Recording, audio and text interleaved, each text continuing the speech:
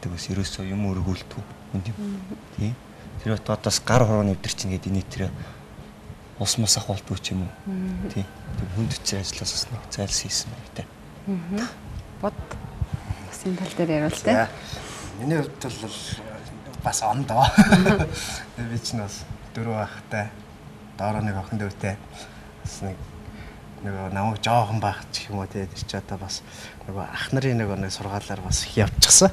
Тэгээд дүүгээ бас багаас дүүтэйгээ хоёлоо бас ингээл наан цаана гэл гэртээ хоёулахнаа хөлддөг нэг тий асуудлууд байсан болохоор ямар ч хэсэн гэрээ ажил инээ тэрэ гээл гар бор ажил ингээл бүгд юм хийдэг байлаа. Тэгээд одоо бас сүүлд одоо багш болцсон ч тэгээ хүүхдүүдийнхээ ширээ ингэж өргөөл тэгэл ингээд ямар энэ дээр бас өргөөлттэй нэ. Тэгтэл өөрхийн нийт маань эмгтэй гэлтгөө бас өргөөл энд гадаадад аяллаар ингээд явж байхад ингэн. Тэгээ манай хэдүү шавнарч нь болохоор ингээд гэртээ их ерөөсөө л ингээл сууж тэгэл юм шиг байгаа. Тэгээд өөрхийн надтай явахаараа жоохон зотартай юм шиг байна. Тэгээд тэгээ хоол ингээл юм зэмлээ. Энийг энийг би яг нэг өөрийнхөө сурсан нэг явгаар л хөвгтөд чи болгочих гал. Ах нарынхаа мужлыг баслаа. Цааш нь үргэлжлүүлж бол мэдээж тийс гар хороогийн хайрлаг байх вэ нэ гэл. Гэхдээ миний бодлоор бол яг тэр болгон дээр суусанд бол нэх илүүдэд тэрэнд нэг гатуураад байхгүй боллоо л гэж бодсон. Ер нь шавын эрдэм багшаас гэдэг штэ. Тэгээд та нар өөрсдөө бас одоо маш алдартай одоо том хүний шаваа. Тэгээд бас одоо үдий зэрэгтэй бас явж байгаа нь одоо мэдээж багш нарын бол ач гавья. Тэгээд багшийнхаа нэрийг бас одоо зүгээр өөрөө бас сайн ингээд одоо нураачулт юм өөрөө одоо сайн уран бүтээлч болоод явхаасаа гадна бас багшийнхаа нэрийг залгуулад аваад явна гэдэг бол маш том асуудал. Тэгэхээр яг энэ үүний илрэл бол бас одоо танаа охтууд бас саяын одоо энэ жил болдог том тэмцээнд бас оролцоод ирлээ шүү дээ тийм ээ. Тэгэхээр бас таны одоо багш та хоёрт одоо ер нь бас юу ч сургадаг байсан. Багшаа чи ер нь одоо байнга одоо хилдэг мэдээж одоо сэтгэлтэй нь хоногшиж үлдсэн бах тийм ээ. Тэгээд одоо багшийнхаа тухай ярил.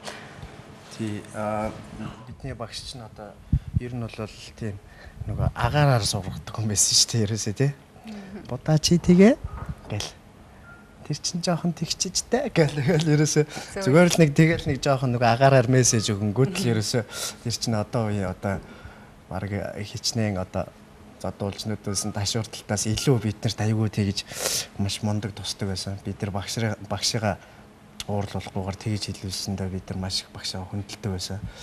Тэгээд тэр зарчмын жигсэн одоо хүртэл манай хүүхдүүдэд одоо байдаг. Ямар ч үед одоо хүүхдүүд манай өөрөө өөрсдийн гэсэн тэр сайхан журмаа ерөөсөө алдахгүйгээр ингэж явж яадаг. Тэрийгээ дагаад бэлтгэл сургуулийн ч гэсэн сайжирч яадаг. Тоглолт нь хүртэл багаар ингэж дээшилж яадаг. Тийм л байна та. Лавгагийн хувьд одоо бас яг багшаасаа одоо авч үлдсэн те бас одоо яг хадгалж яг ер нь одоо бас мөрдөж явдаг тийм одоо зүйл юу байдаг вэ? Тэр өглөө босож ямар ажил хийхээ төлөвл. Дараа нь хоол хэдэн цагт идэх үү тийм ээ. Бэлтгэлээ хэдээс хэдэн цагийн хооронд яаж өгөх гэдгээ хүртэл төлөвл. Ингэж болохгүй тэгэж болохгүй гэдэг амьдралын ухааныг их заадаг. Тэр одоо цаан чанар надад нэлээд үлдсэн юм болоо тий. Тий. Та хоёр бас одоо хамтарч одоо үзүүлж байсан номеруудаасаа тий бас одоо хамтарч тоглож байсан үзүүлбэрүүдээ бас тухайн үедээ бас анх гарч байсан үеэс дурсаад ярил ямар тоглолтын дээр яг хамтраад гарч байв. Хичнээн одоо ер нь бас хамтарч тоглосон бол. Миний хувьд бол яг 2-3 жилийн өмнө болсон уу та одоо бодохтойгоо арга ясны номерыг тайзан дээр хоёул тоглож ирсэн удаа байгаа тий. Тэрнээс л юм бас дэлгэрүүлээд ярил ямар номер байсан. За өөрөө тий. Бодох өөрөө. Энийг дахаг бодгоо. Тэр нэг айгуу тийм алиалагч номер байсан. Орон угталтай юу? Тэгээд нэг жоохон нөгөө өгшрөөл жоохон юм хийж чадахгүй мяарал ирэхээр чи жоохон бас нэг жоохон инээдтэй юм хиймээр санагдаа. Тэгээд өөрөөсөө бол нүүр харагдахгүй шүү дээ. Тэгээд харанхуй неон гэрэл дээр. Тэгээд тэр чинь эхлээд хоёр одоо амилсан арга гэс гэдэг нэртэй л дээ. Хоёр арга гэс амлаад л дээ. Тэгээд явж байгаа л нэгэндээ замдаа дурлаад тэгжээс нэ дурсныхаа дараа нөгөөх нь нэг дэше явгот нөгөөхийг задаад л эдэргээл тэр бод чинь нэг тийм адал явдалтай л нэг нийттэй юм болж байгаа. Тэгээд өөртөө цохимдоо хийжсэн үү те? Тэр номерт олон хүмүүс орлон тоглож байсан л да. Тэгээд би чинь сүултээ бас нэг жоохон юм хийх чадахгүй муудаад ирэнгүүт лавгаага дуудаад тэгвэл чи нэг яг энэ хэсэг дээр жоохон надад туслаач нэрээ.